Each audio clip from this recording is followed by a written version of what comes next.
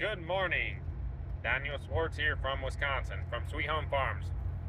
So, let me tell you about this old cow I had. It wasn't an old cow, it was a young cow. This cow was just not very smart. That thing got shocked by the electric fence all the time. And this cow never learned to just stay away from the electric fence. It was like, graze a little bit closer, graze a little bit closer, try and stick the head under the wire. Ha! Got hit, and it runs off all bewildered, tail in the air, and runs to the center of the field, and it eats there for a while. But before long, after a day or two, back trying to reach the grass and stuff on the other side of the fence. Didn't matter how much grass or food the cow had, it's just stupid that way. The cow never learned that it's like, eat a little bit closer to the fence, didn't get shocked. Let's eat a little bit closer, still didn't get shocked. Let's move a little bit closer, pop! Oh, run to the middle of the field with her tail in the air and stare back like, what in the world just happened to me? The cow was so dumb, just never figured out that just because I can graze a foot away from the fence without getting shocked doesn't mean that I can get closer. If I touch the fence, I'm gonna get shocked. The cow was always like, didn't get shocked, let's move a little closer. Didn't get shocked, let's move a little closer. And it hit that fence and get shocked. Just never learned till I sold the cow, just got rid of it. That cow never learned that boundary never changed. The boundary stayed the same. The cow never learned to just stay away from the boundary. She just had to get a little closer. Oh, I didn't get shocked. Just, I don't know. Stupid cow. Really either stubborn or stupid. I don't know. Either way, the cow is gone.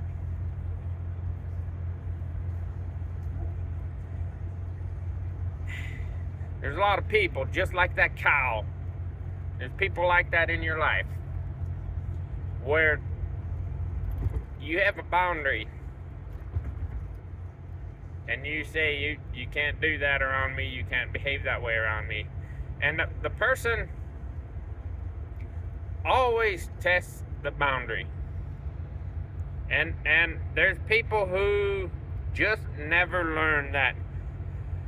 They test and they test and they test, and they'll do a little bit and you don't do nothing, so they'll do a little more and you don't do nothing, and they do a little more, and then all of a sudden you speak up, and you have to speak up and remind them of the boundary. And they're like so startled, like, I didn't know, I'm so sorry that I'm upsetting you, I didn't know that this stuff bothered you, I'm really sorry. And you know, the first few times with this kind of person, you think you're strengthening your relationship. You think speaking up, you have it out, they apologize, they back off. You think that you're healing your relationship. You think that things are getting better and you're making your relationship stronger because you spoke of a grievance and they apologize and back off and back down. And you think things are going to get better. But you don't understand how this person thinks. This person just backed off because it's like, oh, he noticed. He noticed the disrespect. Oh shit, I gotta back off. I gotta back off a little bit. They don't actually change. They just back off of the behavior for a while. And then things are going good. You're getting along great. You're laughing together. You're having fun together. And they do some boundary testing. And because things were going good for a while, you let it go. You don't say anything because it's just a small thing. And then it's 2 small things. And then it's 3 small things. And it's a pretty big thing of disrespect. And it just kind of depends where your patience levels are at. You speak up again. You say, hey, there's this going on. I don't like this. We spoke of this before. And they act just as shocked the second time around, like, you noticed. I don't know how he noticed. but you never bothered you before. It's like, no, it bothered me before, but I was exercising my patience. I was trying to be patient with you, but yes, it bothered me. I noticed the boundary testing. I didn't say anything because I don't want to nitpick and nag, but you just keep pushing the boundary. And these people are always so shocked to find that I thought we were friends. The boundary is still there. Like, no matter how good of friends we are, no matter how close we are as family, I don't tolerate this level of disrespect. And they're just continually shocked every time that you stand firm at that boundary. After repeating this sort of interaction for years and years with the same person or people, you realize they have zero desire to change the bad behavior. Their desire is for you to have endless patience and put up with the disrespect forever. That's their desire. Once you realize that, you realize the relationship you thought you had was never there, because they do not view you as you view them. You are something to be used. You are something to be disrespected. You are something to just be there to be used. If a person repeatedly crosses a boundary and disrespects you terribly over and over and over, and just continually acts shocked that you still have a boundary, they don't care for you.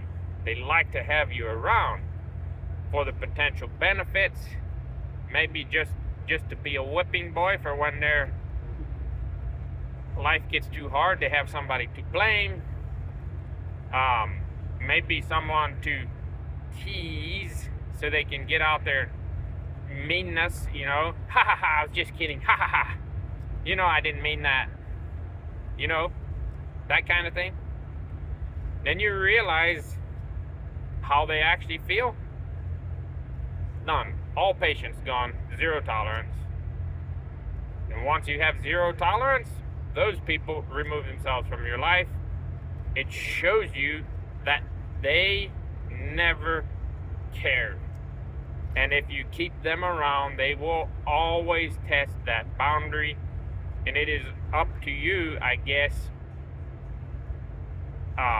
if you find enough value in a relationship of a person like that, to either just accept the fact that you're going to have to constantly put them back on their heels or just tolerate the disrespect forever.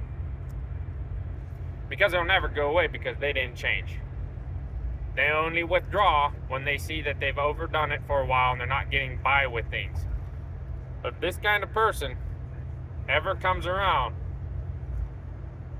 as the generous one, wanting to help you, wanting to do this, you don't accept the offer, or be really cautious, because this kind of person, if they feel like they have a little power and control over you, your life is gonna suck.